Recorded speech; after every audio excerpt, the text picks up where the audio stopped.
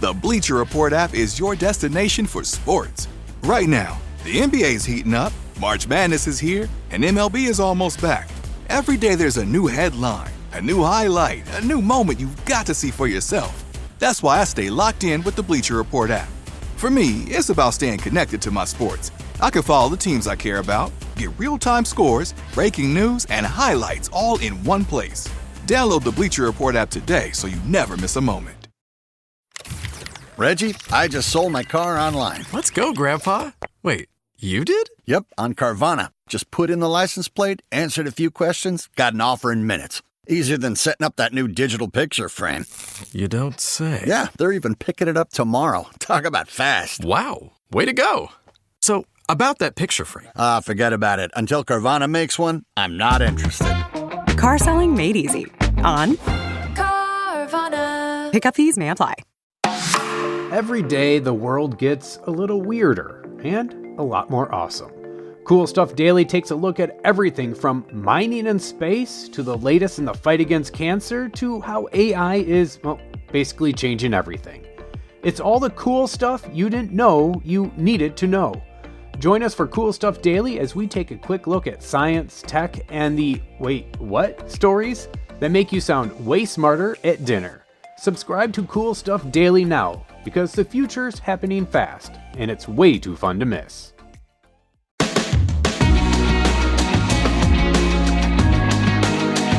Welcome to the Irish NFL Show, brought to you by QuinBet. We're now on the Believe Network.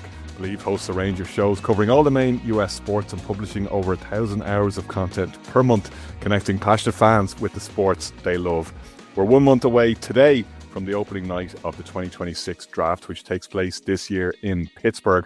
Over the next 4 weeks, we're going to be taking a closer look at all 32 NFL teams, assessing their areas of greatest need as each of them approaches draft night. And we're going division by division. We'll start with the AFC North. Brian O'Leary, Ciaran, Boyle and Craig Rigden joining me, Conor Brophy, as we look to see who will be kings in the North AFC version in 2026-2027, and who has the most to catch up on and who's the most advanced among the four teams in the AFC North. We start with the AFC North champion Pittsburgh Steelers, who barely got there, but they did manage to finish on top of the pile last season. Brian, they will be the host city for the draft. I'm not sure that necessarily confers any advantage as regards who you're going to pull out of the hat. Steelers have 6 draft picks heading into this draft. Still haven't nailed down a contract for Aaron Rodgers, of course, so that'll be one that they'll like to get sorted. Although, knowing Aaron Rodgers, that'll be on the eve of the draft or whenever it gets Aaron Rodgers, the most publicity for Aaron Rodgers, because that's Aaron Rodgers' number one concern. 12:55 a.m. Irish local time, just before the draft starts. Aaron Rodgers will announce his intentions whether to come back or not, Conor. Every year now we watch the draft and it's in a great city and we big it up. And even last year, the Packers hadn't selected a wide receiver in years and they picked one and the crowd went bananas. Can you imagine the rumblings come to the 24th pick if the Steelers fans don't get what they want? I'm not going to show any particular names out here. I'm going to suggest they need some wide receiver help. It kind of became very obvious straight away on the opening day of free agency that they made the trade to bring Pittman over.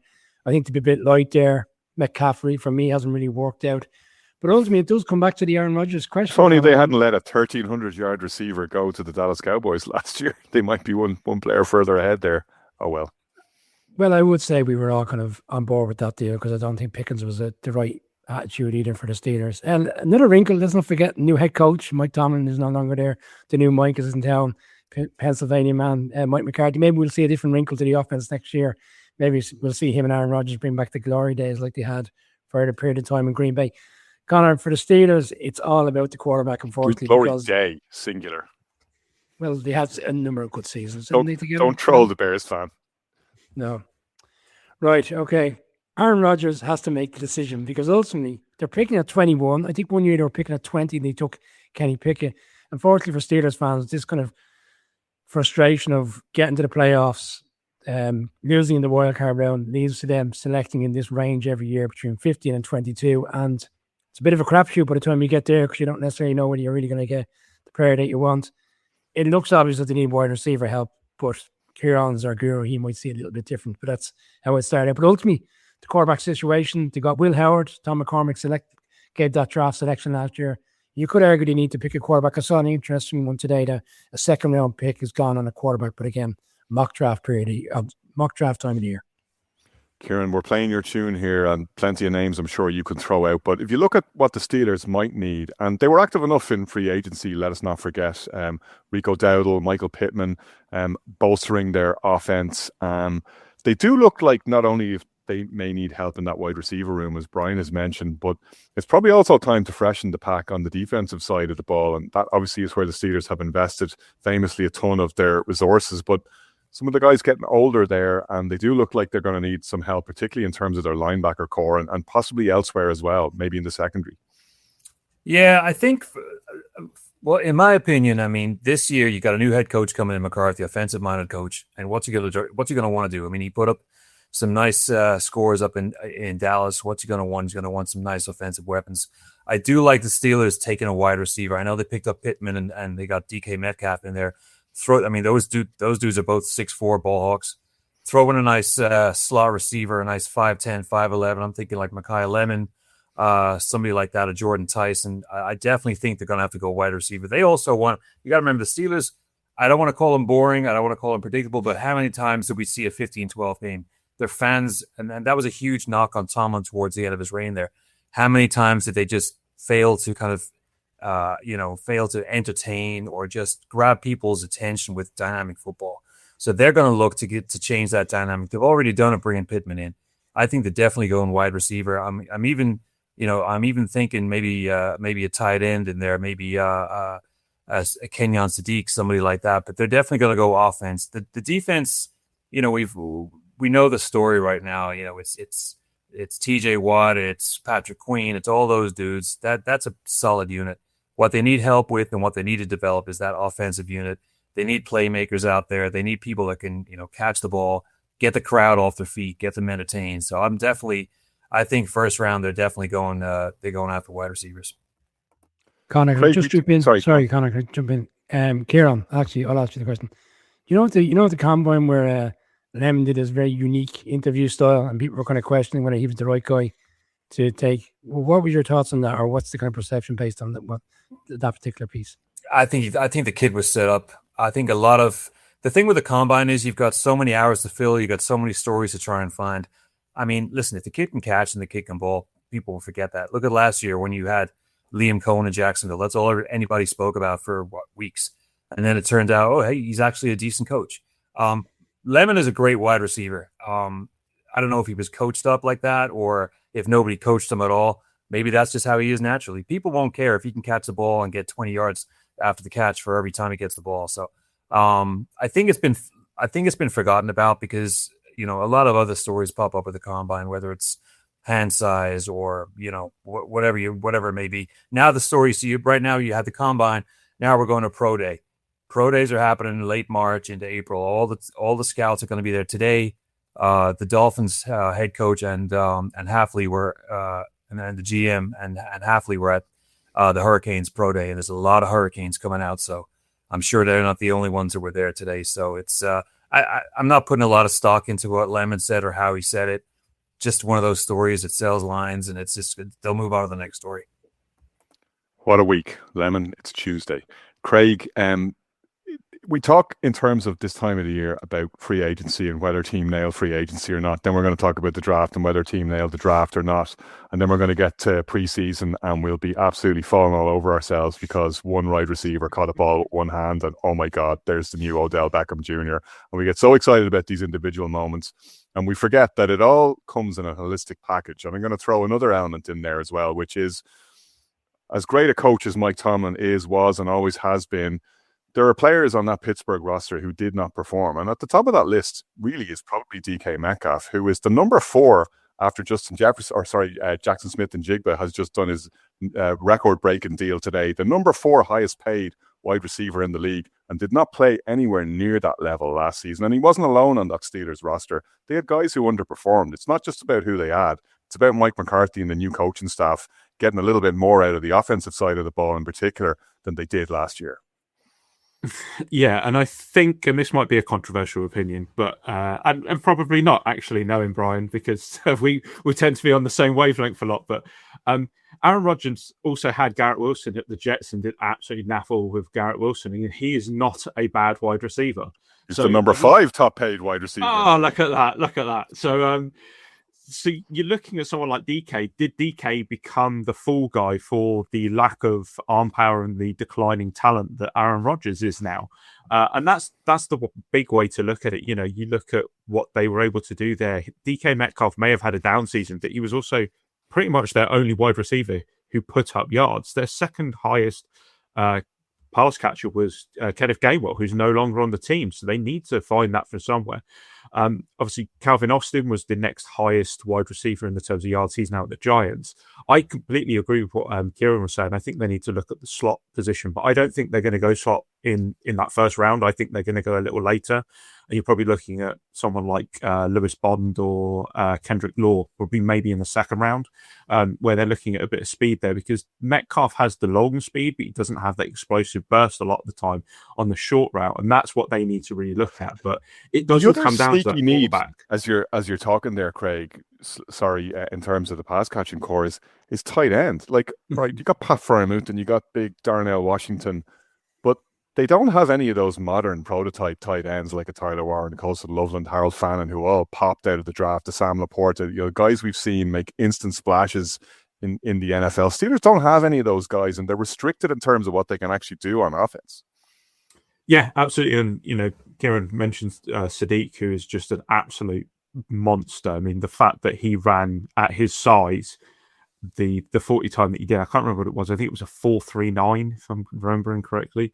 Just that is just ridiculous for a man of his size. I think they said that he hit the same miles per hour as Jahmyr Gibbs did, and he's like 30 pounds heavier than Gibbs was at the combine. Like, it's absolutely ridiculous. So he is one. But one thing that I do notice with the Steelers when you look at their tight ends is they do tend to like the sort of the blocking tight end, and I wonder if that's a shortfall in their offensive guard position, and that could be something that they look at, is just shoring up that line quite easily. I mean, you look at Vega Ioane from Penn State, like that kind of jumps off the page a little bit, especially if he falls down to that 21 range. So there's plenty of ways they can go on that offense, but it does look like that's going to have to be the area they strengthen. And, like Brian said, Mike McCarthy's there. He's an offensive mind. That's where they're likely going to go. Ciaran, for the Ravens, let's look at them next. Minter is coming. The North remembers. Insert any Game of Thrones pun you like. There'll be lots of Jesse Minter references coming this season ahead. They went with Hendrickson as opposed to Max Crosby. As we all know by this stage, unless you've been living under a rock, that's the story that dominated free agency. Ravens got 6. Are they 6? Am I counting right now? They got more picks than that, don't they? I think they have 11 total. They've 11 in totals. Nobody does compensatory picks as well as the Ravens do. They're in good nick here. I mean, they were giving up a lot of draft capital potentially for Max Crosby. That's now back on the table, and they do have their first rounder, where they pick, lest we forget, at 14 because they missed the playoffs last year. Yeah, 8 and 9. Yeah, I mean, it's a nice opportunity for Minter to get some good kind of first, second round talent in there. What do they need? I mean, there's a couple of needs right there. I mean, I'm thinking of O-line first. You got to keep Lamar upright. I know they lost Linderbaum in free agency. That was fairly obvious. There's a ready-made replacement if they want to go there from Florida. Jake Slaughter, absolute monster, a huge dude. Only gave up 1 sack in 25. So he's there. I don't think a center is going any earlier than 14 if they really want to address that position right there. O-line, Spencer Fano, big dude as well. I mean, they've got to shore up that O-line. There's too many gaps there. I mean, they got Ronnie Stanley, they got Rosengarten, but losing Linderbaum, that was the anchor of the O-line. So look at them maybe taking a tackle or two. Fano, like we said, Ioane, maybe also Caden Proctor, a big dude out of Bama. But I think similar to the Steelers, I think they might be looking at wide receiver as well. I mean, they got two somewhat slot receivers in Bateman and Zay Flowers. Keep an eye out for a guy called Chris Brazell out of Tennessee, 6'4". They're not going for another slot. They want height. They want someone big out there. Chris Brazell, 6'4", around a 4.37 40 at the combine. A lot of people got a lot of wow factor from the combine. A lot of teams just, they got their attention all of a sudden. 9 touchdowns last year, over 1,000 receiving yards. So that's probably where I see. If it's not center and if it's not O-line and tackle it, which let's face it, it's a fairly healthy tackle draft this year. So if they're not going O-line, I would expect them to go wide receiver with that first pick. So that's just a couple of names to throw out there. Craig, it's not like the Ravens require necessarily major surgery here. And I look at this draft in a way as one that's set up beautifully for them. They have a lot of picks. There's not a lot of call on the type of players the Ravens tend to be able to pick up handily in the draft year in, year out. They are one of those teams that has a strategy, knows how to use their pick. They seem to be able to pull out cornerbacks and safeties for fun, get linebackers where there seem to be no linebackers to be found. And all the positions that the Ravens tend to draft and develop brilliantly in are not necessarily the high demand positions as far as teams picking ahead of them are concerned. No, but I'm kind of going to take this in a different direction to what Ciaran did. And you're looking at like Jesse Minter, who is a defensive-minded head coach. We didn't talk about the defense there on what they might do straight away. You're looking at Madubuike, who was injured in week 2, serious-looking neck injury, potentially no idea when he's coming back. You look at what they've got next to him, Travis Jones, who put up 5 sacks last year, and then it just drops off a cliff. Like, they have no one. So if they don't have Madubuike coming back, they've got a serious void at that defensive tackle position. And someone like Peter Woods from Clemson kind of fits that kind of prototypical area that they need in that middle there. Somebody who can really sort of disrupt in both sides, in the run defense and also in the pass rushing side of things. And I think that they're going to have their pick really at 12, because I don't think many of those are going to be going off the board before that.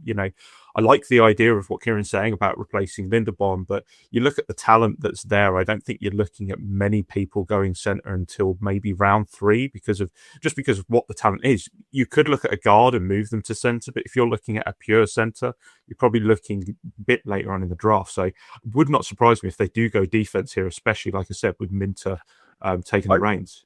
I like where your process is, and that's why I was teeing it up by saying that there's a lot of talent for them to pick from if they do want to lean defense, and they may get better value for their picks than they would in a different draft. Jesse Minter is the guy who took over from Mike Macdonald as a defensive coordinator at Michigan. Mike Macdonald went back to Michigan to visit to see how Jesse Minter had, Mike Macdonald's word, improved upon the defense that Mike Macdonald had. We all know what Mike Macdonald can do on that side of the ball. We all know what he's done with the Seahawks, team of no stars. I mean, there obviously are plenty of star players on that side of the ball for the Seahawks. Let's not downplay or not give credit to the talent that they have there. But the Seahawks kind of brand at the moment is built around not being over reliant on one dominant quarterback hunter, unlike some other teams. So that could be exactly what Minter is planning to do. I absolutely see where you're coming from there. But Brian, like, if we look at how the Ravens fell short last year, it was, as Ciaran's alluded to, not protecting Lamar Jackson, an injured Lamar Jackson, in the way that they really should have done, and B, maybe not having quite enough weapons around him to enable him to cut a swathe through a fairly middling AFC North last year. They only had themselves to blame that they were reliant on a Tyler Loop field goal that ultimately went wide right and ended their season.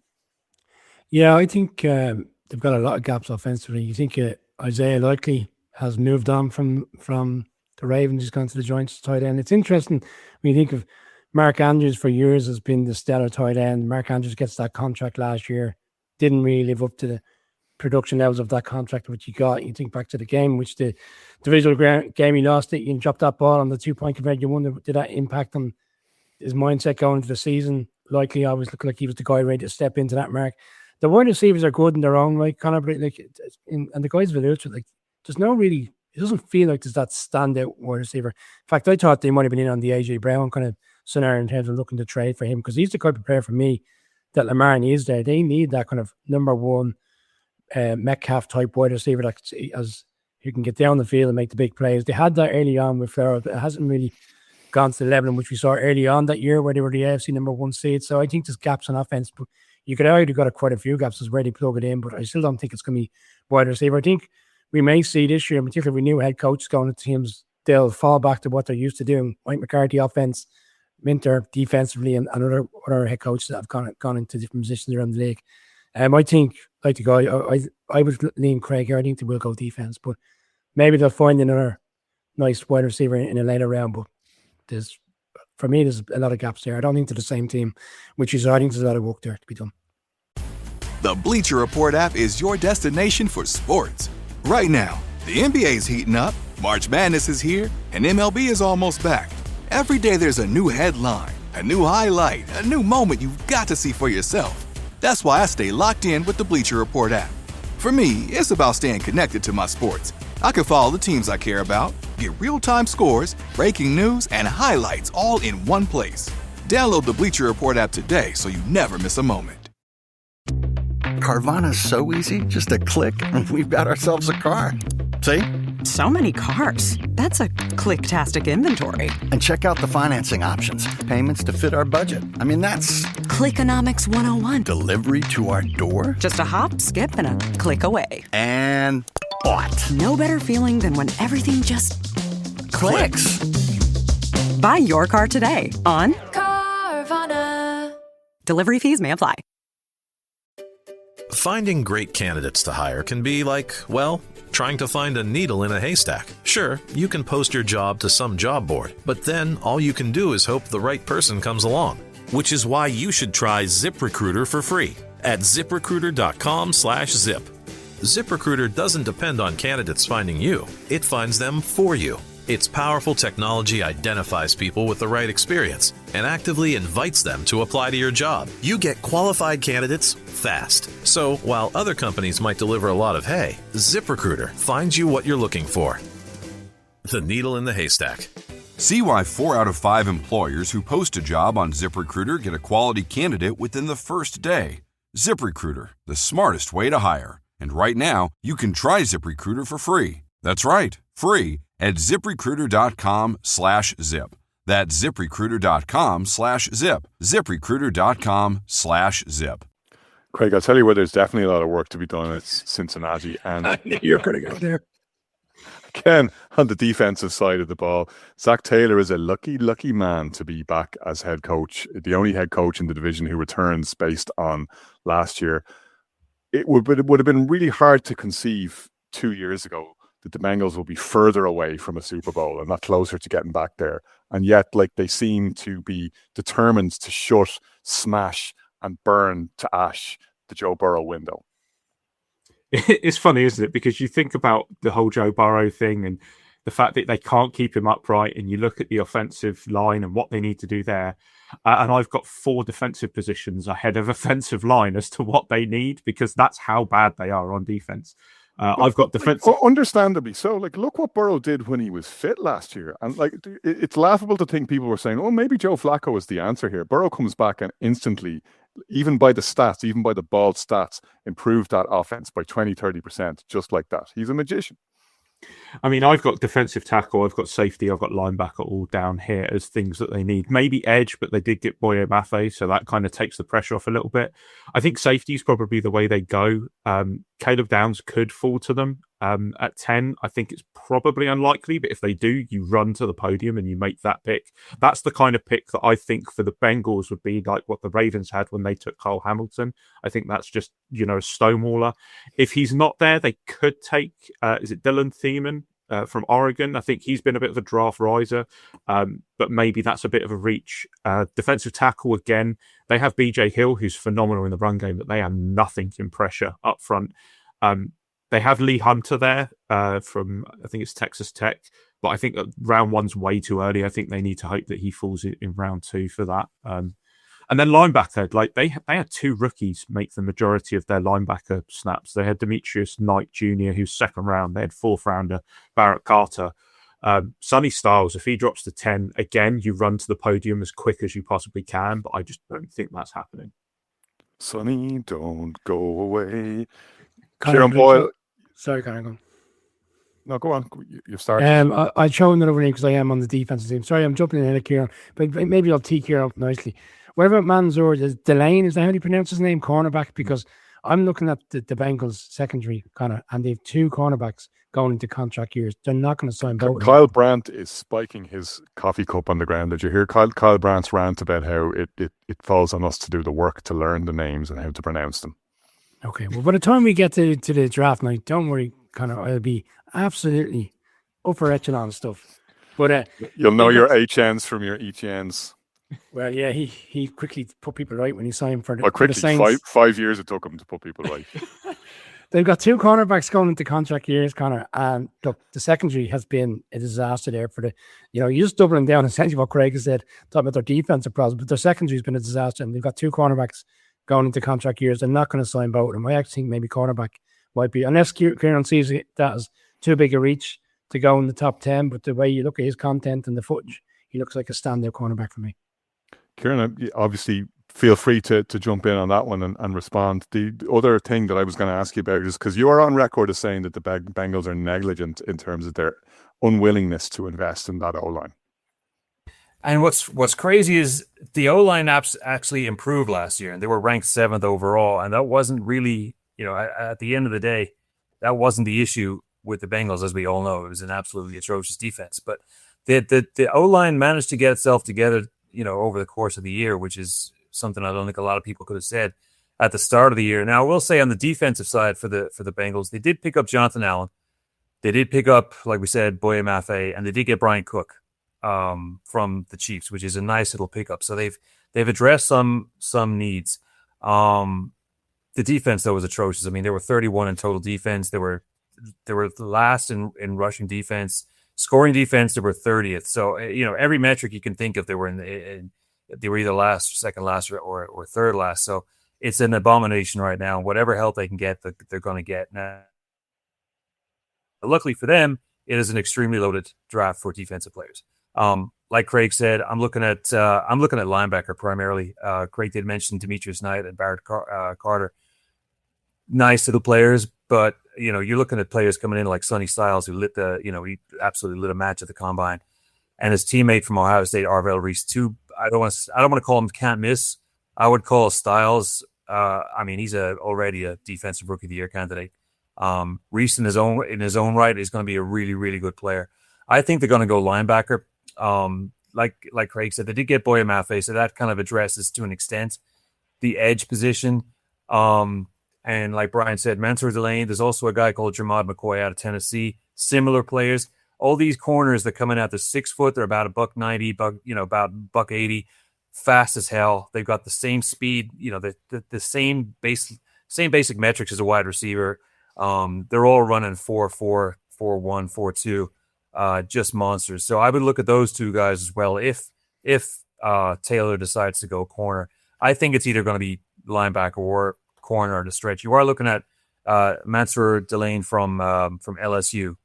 That is a great talent. So, with the 10th pick, they're going to have a nice little kind of option, a nice little bunch of people to choose from. So, but yeah, it's definitely they are one of those teams, though, as you're mentioning it, whose draft strategy I'm going to be watching quite closely because they do have a lot of draft capital. Yeah, they have a lot of needs, but they've 9 picks overall. They've 2 6-round picks, 2 7-round picks. So they do have capital to play with, depending on what they're targeting and whether there are particular needs early on in the draft. I would suspect that they'll be a team they'll be ready to deal early and often.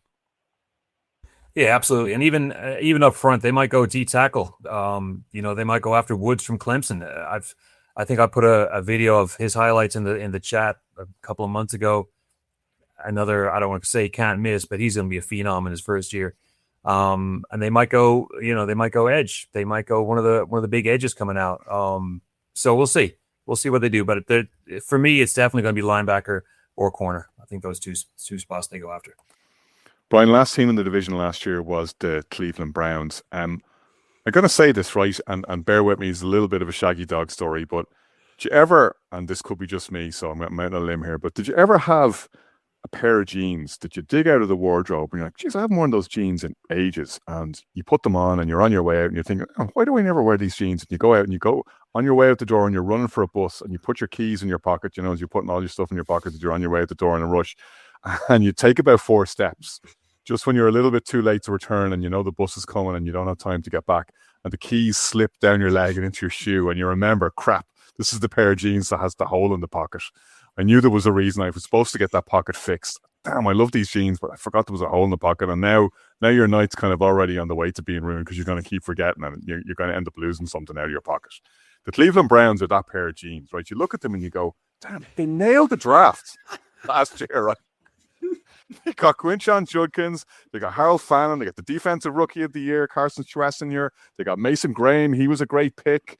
You know, they have a young core of a team there. They had one of the best defenses in the league, regardless of the fact that overall, you know, they weren't really playing particularly well on offense. And so the defense had a lot of water to carry. You're looking at them and you're going, yeah, they got a new coach coming in. Todd Monken knows what he's doing on that side of the ball. It's all on the up and up. And then you go, oh, wait a minute, you've no quarterback.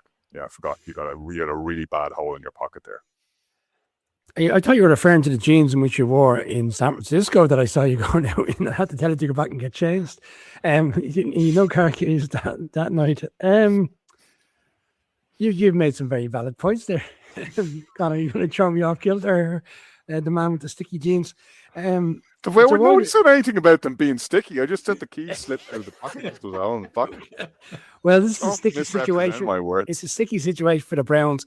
I think Todd Monken will want to make a statement in his first tenure as the Browns head coach in the draft. And for me, that would be a wide receiver. Now, I know Tate has been suggested between 5 and 10, Ciaran, but like they need a wide receiver and they need that position to be filled badly. So not only are they throwing the ball, so they've known to throw the ball effectively, Conor, but they don't really have any huge weapons either. So I think that's an absolute must for them. I think they'll go wide receiver. And let's not forget, they've got the 20th pick because of the Travis Hunter deal last year in the trade on the night of the draft. So you could argue they could sit pretty till 20 and essentially mop up whatever great player comes their way at 20. But I think it's a wide receiver. Is Deshaun Watson completely out of the picture for next season, Conor? I'm kind of going off kilter here now because I read a report last week that don't be surprised if he's the starting QB come week one. Everyone assumed that they'd be walking away from him. They're not going to walk away from him this offseason. I think maybe Deshaun Watson will get another reprieve and another opportunity to prove himself. And if he has a Carnell Tate to throw it to, sure, why not? Give it back to Deshaun Watson. Whatever about his off-the-field antics, he's probably the best quarterback they do have available to them. I'll stop there and let someone come in at 20. As you mentioned that point, though, Brian Craig, and I'll move this to you. I do think it's absolutely hilarious that the Browns, there's only one rule change being pushed at the spring owners meeting, unless the rules committee comes back with something additional. From an owner perspective or from a team perspective, there's only one rule change being pushed. The Cleveland Browns, who know more about how to ruin their franchise's future than any other team in the NFL, are the ones pushing for trades further out in the future than 3 years to be considered for draft picks. So you can now trade away 5 years of draft picks if you want. This is the Cleveland Browns who are pushing this. This time. We won't do that again, I promise. Oh, God. I mean, one thing that Brian forgot is that they do have Pro Bowl quarterback Shedeur Sanders, who he's saying he was going. I haven't forgotten Craig. I'm eliminating him from the process. Okay, he had a few good games, but I don't think ultimately he's going to be. He's a Pro Bowler. What are you on about? Anybody can be a Pro Bowler. Jane Brennan threw a couple of tight spirals at Radio Row. I think he was the next player up at the Pro Bowl. They were really. You do look at the fact that they do have those 2 picks. I look at that second one. If they decide that they want to go full chaos theory and go for a quarterback at 24, I mean, Ty Simpson could be there. Ty Simpson seems to have a window of like 10 to 80. It's the weirdest window I've seen for a quarterback in so long because it could be anywhere between that they go. Malik Willis style. Do you remember he was going to be a 1st round pick and he goes from the 3rd? Yeah. Or Shedeur Sanders. But I think that there is a very clear way that this goes. It either goes offensive tackle at 6 and wide receiver at 20. It's 24? Did you say 20? Or was it 24? Yeah, the Jags pick 24. Yeah, 24. And the third pick at the draft. Yeah. Pick 3 in the 4th round. Is it? 6, no? It's 6 and 24. Is it? Oh. Yeah, 6 and 24. It's 6 and 24 in the document you prepared, Brian, for the show. So, They either go offensive tackle at 6 and wide receiver at 24, or they go wide receiver at 6 and offensive tackle at 24. It's the only 2 positions they're clearly going to go in that first round because it's the 2 biggest positions that they are absolutely atrocious at. They have got Zion Johnson at offensive tackle. They need to, on offensive guard, but they need to secure those edges. is it Francis Mawangoa? I think he's probably going to be the top option for them. They're probably going to take the offensive tackle first. He does have that Will Campbell T-Rex arm issue that we could potentially see. So whether they decide to pass on that, I don't know. But there we go. Beggars can't be choosers, eh? Wide receiver, they have Jerry Jeudy, Cedric Tillman, and Isaiah Bond, which is not must-see TV. So they could literally pick up Carnell Tate, Jordan Tyson, Makai Lemon, Omar Cooper Jr., Casey Conception, and still upgrade that position for wide receiver one, no matter which of those six that they take. So I can't look past those two positions. But if they do overall, Ciaran, nail this draft, joking aside, they have a core of amazing young talent across that roster. Yeah, okay, they do not yet have the quarterback, but they could be in a great position for the 2027 draft. Could be in a great position for the 2037 draft, the way they act. Or they could trade away all their picks for a bag of magic beans. It could go either way. Exactly. And I'm inclined to agree with Craig in who they're picking at 6 and 24.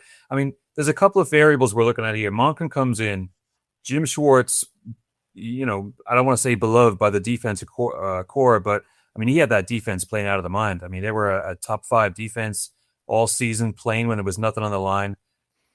They got lots of practice last year. They did, and they had Schlesinger, and this secondary of theirs is often forgotten about. Denzel Ward, Grant Delpit, Ronnie Hickman, Tyson Campbell. That's a great unit right there. So the focus for them right now, and especially Monken being an offensive coordinator, former offensive coordinator, and probably will be in about 2 years, is wide receivers and tackles. I do like the kid Spencer Fano out of where's he from? Anyway, he's a big dude, nice tackle. Him and Maui Go will probably be the first 2 tackles going. I think they're going to go wide receiver at 6, but something to look out for. Jeremiah Love out of Notre Dame. If he doesn't go in the top 5 picks, which is being suggested right now, if teams start getting a little leery about a running back going in the top 10, don't be surprised if the Browns decide to pair him up with Quinshon Judkins. Now, him last until 6 is a stretch, but it is a distinct possibility.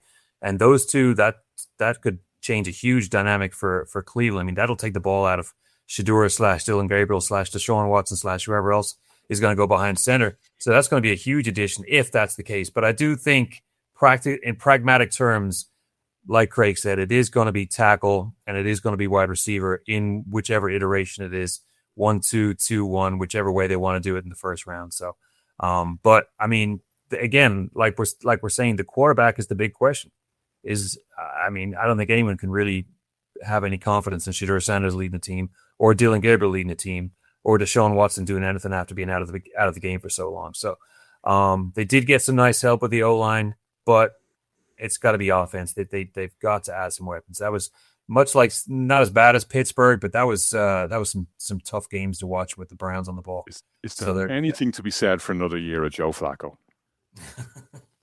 Conor, can I jump in for a quick sec? Now that I have my draft order back in action and not looking at some outdated draft board, the Cardinals should take Jeremiah Love at 3. I don't care about the fact that they're high up. You look at what they have, don't really have a proper quarterback starting next season. He would take an immediate pressure off that offense. He's a stellar player. You could argue he's the best player in the draft. They should absolutely take him at 3. But will they panic because it's too high up the board? We'll see. But for me, they should take him. Absolutely. I hope they don't. But because there's a team of 5 I'd like to see take him, who we all know who that is. But I think they should be, house of cards, take the Love. That is your Cleveland Browns draft preview. Check out our previews for all 32 NFL teams wherever you get your podcasts on the Irish NFL.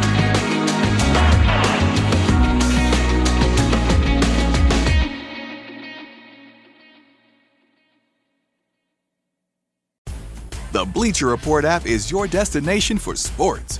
Right now, the NBA's heating up, March Madness is here, and MLB is almost back. Every day there's a new headline, a new highlight, a new moment you've got to see for yourself. That's why I stay locked in with the Bleacher Report app. For me, it's about staying connected to my sports. I can follow the teams I care about, get real-time scores, breaking news, and highlights all in one place. Download the Bleacher Report app today so you never miss a moment. Finding great candidates to hire can be like, well, Trying to find a needle in a haystack? Sure, you can post your job to some job board, but then all you can do is hope the right person comes along. Which is why you should try ZipRecruiter for free at ziprecruiter.com/zip. ZipRecruiter doesn't depend on candidates finding you. It finds them for you. Its powerful technology identifies people with the right experience and actively invites them to apply to your job. You get qualified candidates fast. So while other companies might deliver a lot of hay, ZipRecruiter finds you what you're looking for. The needle in the haystack. See why 4 out of 5 employers who post a job on ZipRecruiter get a quality candidate within the first day. ZipRecruiter, the smartest way to hire. And right now, you can try ZipRecruiter for free. That's right, free at ziprecruiter.com/zip. That's ziprecruiter.com/zip. ziprecruiter.com/zip.